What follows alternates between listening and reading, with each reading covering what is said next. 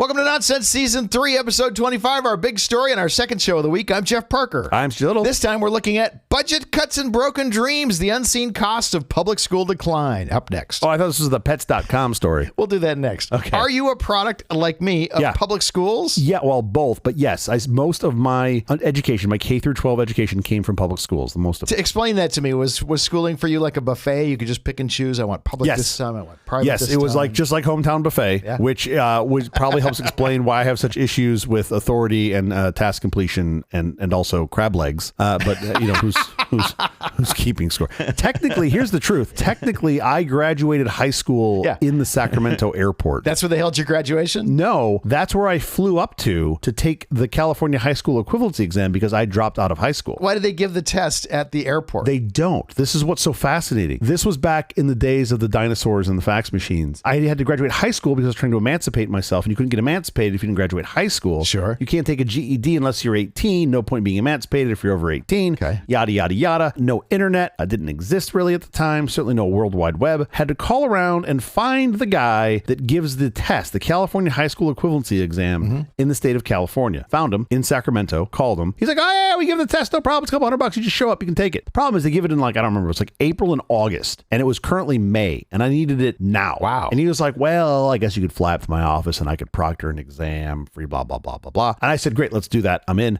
Booked a flight, flew up on Southwest the next day. The guy who ran the small company picked me up from the airport. When I landed, he got there and he said, look, you seem like you're a smart kid. It's a 4-hour test. You're going to do it in about an hour, hour and a half. It's an hour and 20-minute drive to my office. So if you want, sure, I'll just give you the test here. And I was like, fuck yeah. So literally at lunch, he bought me lunch. Literally at lunch, I took the test. I took the multiple choice test. He graded the multiple choice test. I wrote the essay. And when I finished with the essay, what he said to me, I will never forget. He said, as long as your essay is written in English, I'm pretty sure you're going to pass.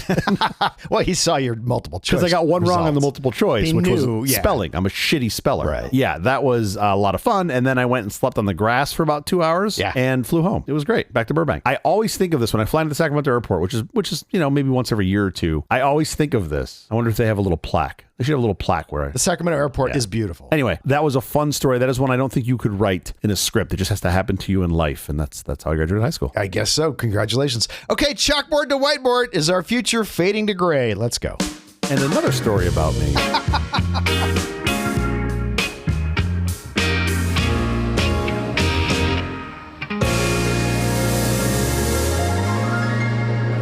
The notion that school funding has no bearing on student performance is a pervasive yet deeply flawed talking point. Decades of robust research consistently demonstrates a strong positive correlation. Adequate and equitably distributed funding leads to better student outcomes. You knew this, right? Yes. Look, I appreciate they've done the research on this. How is this not obvious? Like at some point, you're getting diminished returns on funding. I get that. But how can having literally the words you used as adequate and equitable, both of those seem like the right answer to getting reasonable education? Sure. I can tell you why. Because there was a study in 1966. It is referred to as the Coleman Report. And it was all about, does additional money improve student outcomes? Yes. Decades of research yielded no consensus due to confounding factors masking true effects. However, only now more recently have studies employing improved methodologies to isolate cause and effect have established a stronger consensus. Increased school spending demonstrably improves student outcomes. Yeah, I mean, if you spend $1 for the whole school, it's probably not going to work. If you spend $100 million for the whole school, it's probably going to work. Somewhere in between is where you need to land. The numbers aren't as staggering as you would think. Literally, there is a study that talks about, we spend roughly $19,800, something like that, per student in the public schools. If you just increase that by $1,000, you get like a 4% increase in test scores. Interesting. A tiny amount of money. I mean, I'm assuming that's linear maybe for a while, and then it's not. So if you double it, right, 19 times 4, that's an 80% increase. You're probably not going to get that. But my hunch is if you go more than $1,000, you're going to get a pretty big return. That's impressive. Studies show that per pupil spending is linked to improved test scores, higher education rates, and even increased lifetime earnings for students, especially those from low-income backgrounds. These investments enable smaller class sizes, competitive teacher salaries to attract and retain talent, improve facilities, and crucial support service. I know you don't have any thoughts about paying teachers more. Yeah, we can just go ahead and stop the talking points right here because I'm going to need about 20 minutes on this one. And let me be clear here, full disclosure. I have done very little, if arguably maybe nothing in my life or career to make this better, but I certainly feel like we should be paying paying teachers as much money as we can. They should be the most desirable profession out there. Yeah. It should be the thing that you want to do, not just because it's enjoyable, but also because you're paid really, really, really well. And that really doesn't seem to be the case. The teachers that I know do it because they are passionate about it. They're passionate about teaching kids, and they're paid absolute shit. Yeah. However, because of how many people are willing to be teachers, the quantity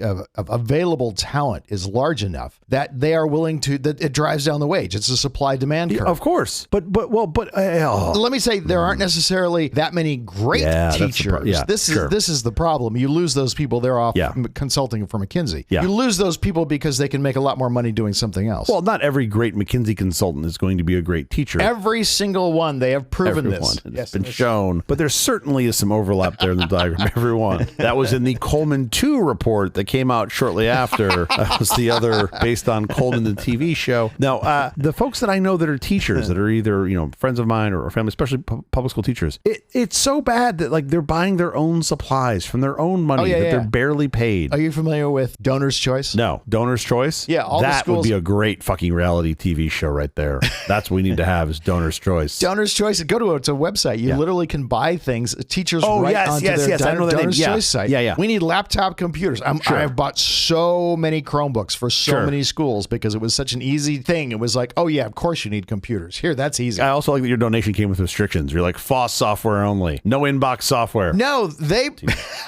I wish. No. They put down what they want. Of course. You just write the check. Yeah. In that case, it was like, well, wow, that's a super cheap, really great computer for a kid in school. This will completely work. But I also love you voting with your checkbook on these. And then when you're like scrolling through and you're like, laptops, sure, yeah, no problem. Chromebooks, yeah, okay, great. And then they're like, we need 12 copies of Photoshop. And you're like, go fuck yourself, Photoshop. You're going to use GIMP and you're going to like it. That's what I'm saying. Well, there's truth to that. Yeah, I mean, look, you get such a return on this investment. I know it takes a long time, and that's part of the problem. I have this view of myself where, like, I should not be passing the marshmallow test. I should be the one that's literally like eating all of the marshmallows right now. Sure. And somehow, amongst my peers, I'm like the best at the save maybe you. I'm the best at the marshmallow test because other people are just like, well, I want to see results now, and I'm like, but you're not going to. You got to teach these kids. No, it's an investment. It's an investment for sure. But how can you not get a significant return from this for everyone? Yeah. Assertions to the contrary often serve a specific agenda, undermining public education to pave the way for school voucher programs or to erode public trust in democratically governed school boards. Such claims ignore the complex realities of educational improvement, which directly benefit from well-resourced schools. Simply put, money matters in education, and denying this fact is a disservice to students and communities. Yeah, of course. I mean, this seems relatively obvious to me. I think where you can start to get wrapped around the axles, what's the amount, right? Where should you be relative to what? What does it take to actually fund this? But it does seem like we should be paying first standard deviation to the right of wages. This should be the thing that they want, not their backup job. Think about the school your kid goes to. I got 2 kids. One goes to school, one works on the farm. You and I, strong hands. Just so you have a control group. That He's little your control group. It's a control group. Oh my God, that's really funny. You're like, one we send to the best school we can. The other one we just get him a book every now and again. Let's see how this comes out. Man, that kid can dig a fucking hole. You give him a post hole digger. Let me tell you, he'll plant a row of corn faster than you can say schnozsages. You and I are both part of the problem because we both send our kids to private school. Well, I didn't send my kid to private school. I sent my kids to an independent school. I don't really know the difference between those. Well, as it turns out, I didn't either. And there are classifications on this. So typically private schools they could be for-profit, they could be non-profit. Mm-hmm. They might be run by a single organization. Like, for example, the Catholic Church has deployed a ton of private schools. Those are some of the ones that I went to when I was a kid. Independent schools are, to my knowledge, must be nonprofit and must have a board. They must be assembled, a board of trustees. They must have an assembled board of trustees that manage and direct the school. So you have some element, it's probably the wrong word, but some element of community that is managing and directing the school, not just a dude or a set of dudes in an archdiocese that's picking kids on more of a whim. That's probably a not great explanation, but that's the big gist. Okay, so you and I are part of the problem. This is what I'm saying. We are still part of the problem. You and I are part of the problem because we sent our kids to independent, apparently, school. You think about anything, any business, certainly any nonprofit that you engage with, and you've got 3 main levers that you can, as an individual, that you can apply, right? You can apply time by putting in sweat to make it better, whether you're serving on the PTA or you're volunteering to serve lunch or whatnot. You can put in treasure, so you can donate money or you can help fund the school through money. Sure. And you can put in your talent. So maybe you're great at robotics. You can be a robotics teacher, or you have an interesting view on medical science, and you can apply that in some mechanism them to the school. Those are typically the three levers. You hope that you get at least one or two out of every sort of family, right? You'd really sort of hope to see two. Some folks might not have much time, but they can put in some money, they can put in some talent. Sure. That's sort of how high level lens that I look at these things through. And if I think about my relationship with public school now as a quote unquote adult, I still put in the treasure because I'm still paying at least the minimum that I need to pay for in your taxes. In my taxes, right? So now what I'm certainly not paying is for these schools, like you still have, at least most of the ones that the public schools I've looked at here in Los Angeles, there's still a suggested amount that you sort of need to pay, which is all the materials and funds. It's very like loosely organized. It's not required. You can go to school without it, but it's kind of like if you can, you should. It's usually a pretty low amount relative to the schooling that you're getting, but there's still some additional treasure. So I'm not paying all of it. I'm paying some part of it. What I'm not doing is putting any time or any talent in. Very little. Like I'll help out. I go to some friends' fundraisers. I'll contribute on that, but like very little compared to the places where I am part of the community, specifically my kids' school. Yeah. Now my kids are in the same school, and where I try to put in all three. I try to put in time. I try to put in talent, and I try to put in treasure to make it the best school. And really, frankly, I'm at the state now where I'm not even trying to make it the best school. I'm trying to just keep it where it's at. Make sure that it doesn't go backwards. Sure. And so the cart doesn't roll backwards. Here's the problem with the independent school system existing out there, and you and I not being a part of the public school system. Yep. If there were no independent school system, we would have our kids in the public school system. Oh, yeah. And you and I and lots of people like us who are in independent schools would be very strong advocates for better education. Oh, yeah.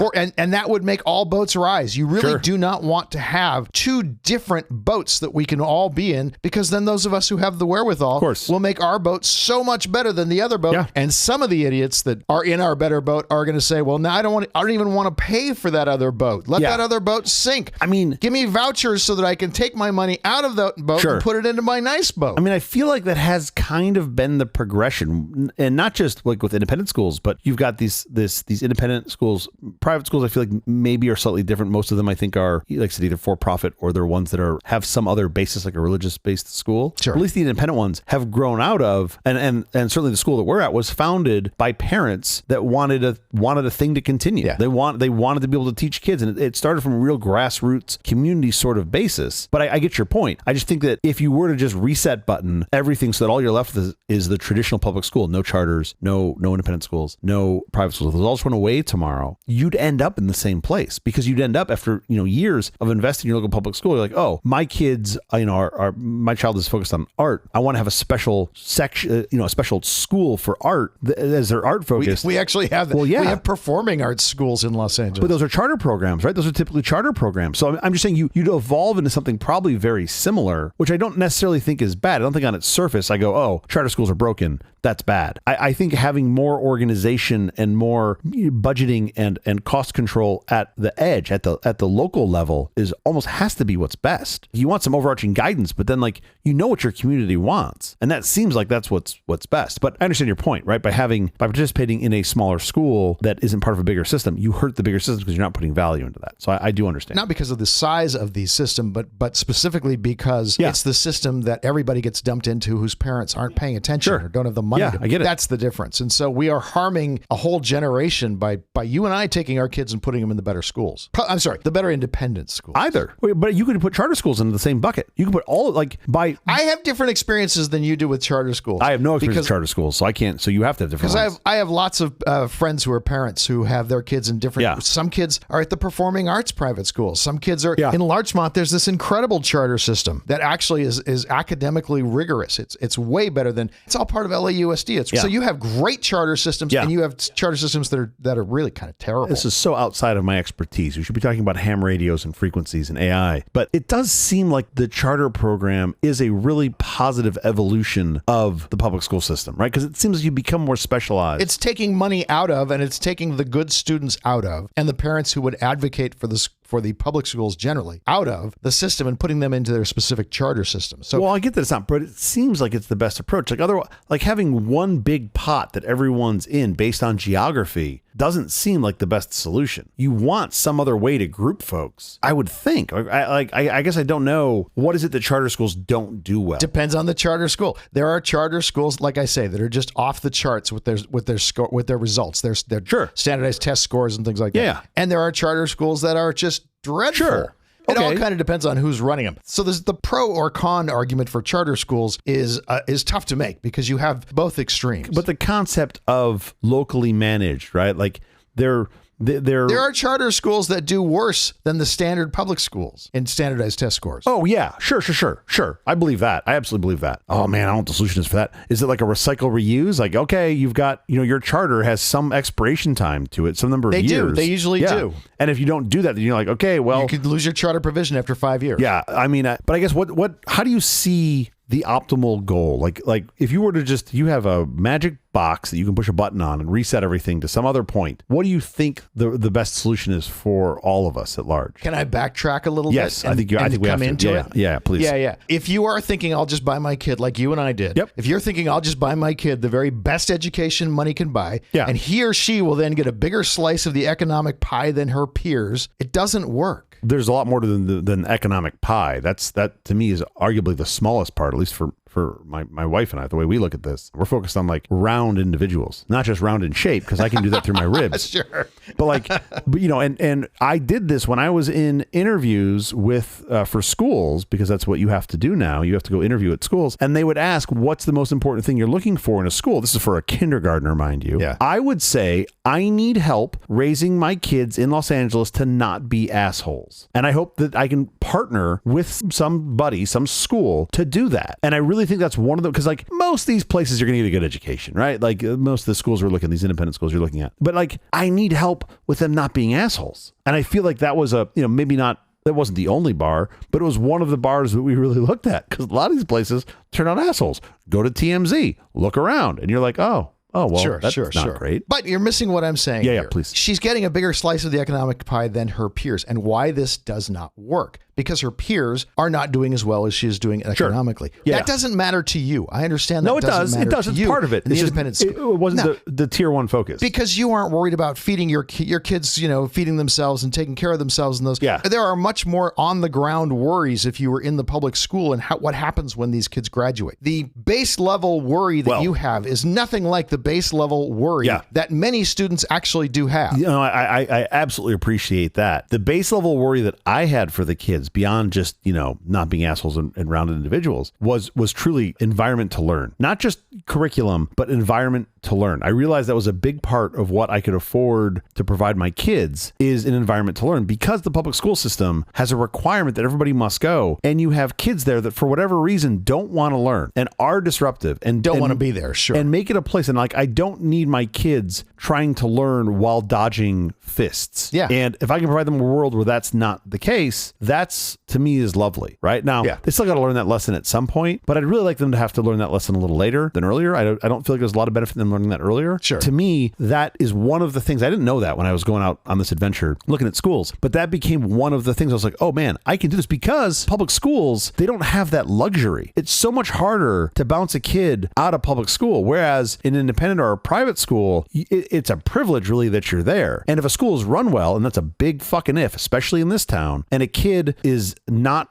playing by the rules, is not being reasonable, is doing things that are egregious, they should, and they certainly can, just bounce you right out. Now, some schools don't. And guess where they land? At another private school. Or the public schools. Well, oh yeah. If they totally lose the independent schools, they end up in the public schools. And the public schools don't have the luxury of being able to get rid of them. I get it. I totally get it. So I love that for your kid doesn't have to face those fists and those things, those disruptive, but that leaves a whole bunch of other kids. I want you to worry about the bigger picture, and I want you to understand why it's important to worry about the bigger picture of all the kids, not just the places where you can send your kids. I get it. Why this is important for the entire world. I want you to imagine for just 1 second that you're on a deserted island with 1,000 people. Well, it's not very deserted. There's 1,000 people on it. Everybody's educated. Yep. You don't know it, but next to you, there's another deserted island with 1,000 people with very limited education. Hold on. I need to look up what the word deserted means, because clearly I went to public school. There's 1,000 people. I have 1,000-person island that I'm on. Walk through this thought experiment with me. Yeah. Why it matters that kids that aren't yours get good education. Yes. Why this matters, okay? Yeah. We should back up and define what education is. Education is, and I think you'll you'll probably agree with this. Education is vicarious learning. I would hope. Yes, I would hope. It's a shortcut. I would call it's a time warp. Yes. It's an accelerator. The other primary type of learning is experiential. Sure. Because even without formal education, you still can and will learn. I mean, that's obvious. It's just slower. Like, like putting my kid on the Serengeti and being like, you're going to figure out how to count. It's a bunch of fucking zebras and lions. Good luck, bud. See you soon. While you're gaining an education on advanced techniques of brain surgery, the experiential learner is still playing with the leeches. Yeah, sure.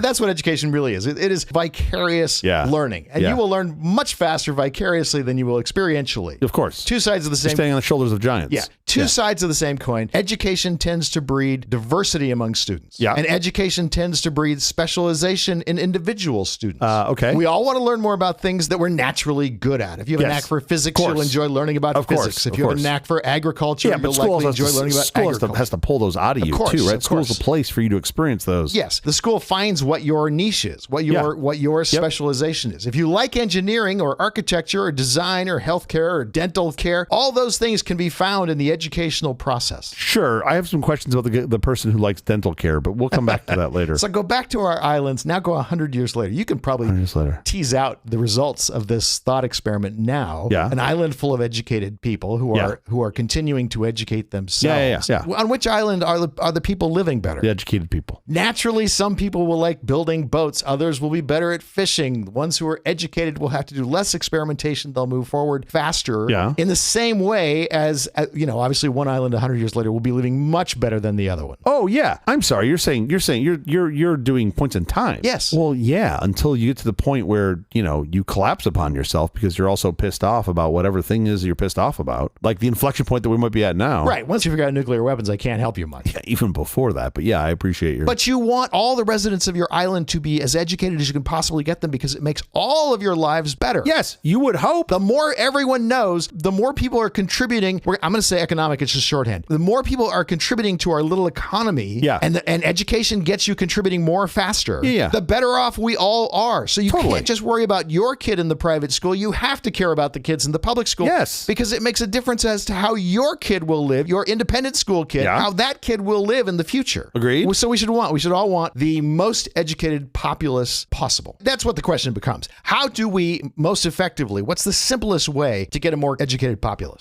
That is a great question. I'm glad you distilled it down to that. I think it comes back to a similar point I made earlier. You make the things that require education to be the desirable things. I got a much simpler answer than that. Oh.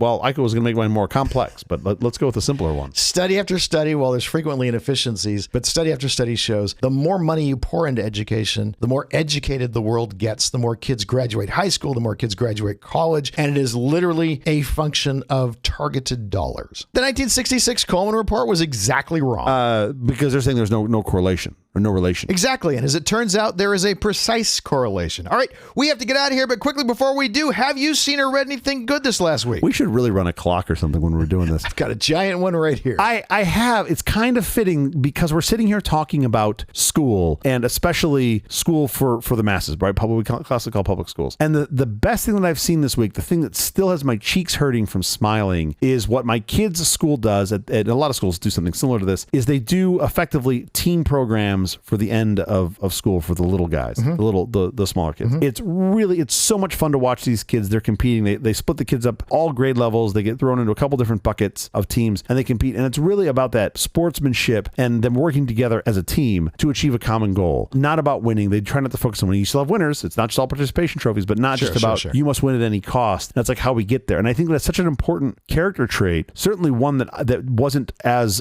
directly exposed to me in my education career at those times. So much fun to watch. And I volunteer to take pictures, not necessarily ones that are in focus, but pictures nonetheless. You take what you can. It's a ton of fun. And just watching these kids, especially my little guy, who it's his first year being able to do it, all of his little friends, they were just so excited to be a part of it. Oh, yeah. Like winning wasn't the thing. They were just excited to play with their friends and compete. And I'm like, this shit gets lost. And it gets lost not because of the kids, because of the fucking parents. Yeah. it's the parents are like, oh, you won. And I'm like, why do you lead with that? If you make that the thing, of course, it's the fucking thing they're going to focus on. Sure. My kids' school had a similar thing. They called it the Olympics, and it was great fun. Sure. 5/6 of the school ended up at the end of the Olympics in tears, which was always great fun. But that 1/6, they were the ones that did the blood transfusion and the dopings, right? That was all the Russian kids that they had over there. Yeah. I just handed out little steroids at the start for my kids. Nice. For anybody who has little kids, you probably already know this, but A, they're going to grow up. B, while they're little, spend as much time with them as you can because it's so much fun and just the smiles and the laughter. And it's such a small window. Such a small window. Like already my kids now is getting so big and already doing shit where I'm like, oh man, I'm running out of time. Yeah. These little games we play are almost over. Absolutely. It was the absolute best. It's my favorite way to start the summer and I loved it. How about you? Tina Fey's The Four Seasons, Season 1, based on Alan Alda's 1981 movie of the same name. 3 suburban couples vacation together each season, but tensions arise when one couple splits up and the husband brings a much younger woman into the group. Will Forte plays the Alan Alda role, Tina Fey the Carol Burnett role. The entire endeavor has been updated for modern times. For example, Jack Weston and Rita Moreno's parts are now played by a charming gay couple. Awesome. Sharp wit, heartfelt emotion, and brilliant storytelling, and such a great premise. The Four Seasons, Season 1. Say that 5 times fast. On Netflix now. 4 Seasons, Seasons 1. Peter Piper picked a peck of pickled seasons. I'm going to check that out. I've heard so many good things about this show, and I absolutely adore Tina Fey. She's just great. There are so few people that I want to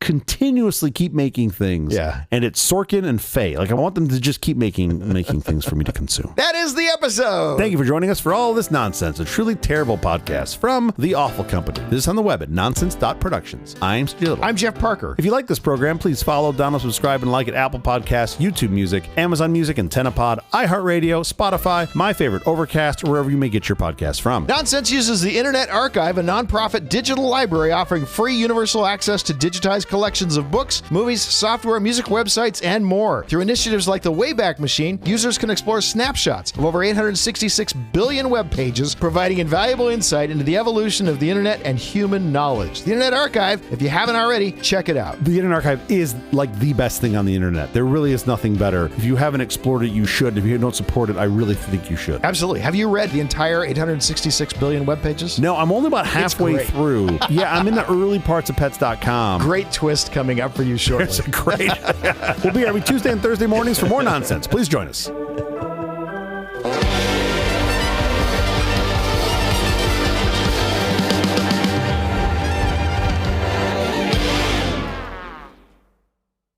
Fantastic. I got a baseball game to go to. Have a great night. They still play that sport? Well, for now. That's the one with the bat, right? Mm-hmm. That is measured in hours. Not a fan, are you? Every part of that game. You have changed me. I now love going to baseball because I go there and I'm just like... So fun. I feel like I set life to 0.6x. I feel like I just took everything and just slowed it down. And look, I'm pro pitch clock. I think the pitch clock is great because at least there's something to look at. Like, I think they should wind the pitch clock down another 5 seconds and add 3 more innings on the end. That's what they should do. Just a little more action. I literally have to go to a baseball game. I got to get out of here. And another thing about the baseball, they use a lot of balls. I don't understand. Where do all the old balls go? Bye. You know, Babe Ruth had 6 thumbs.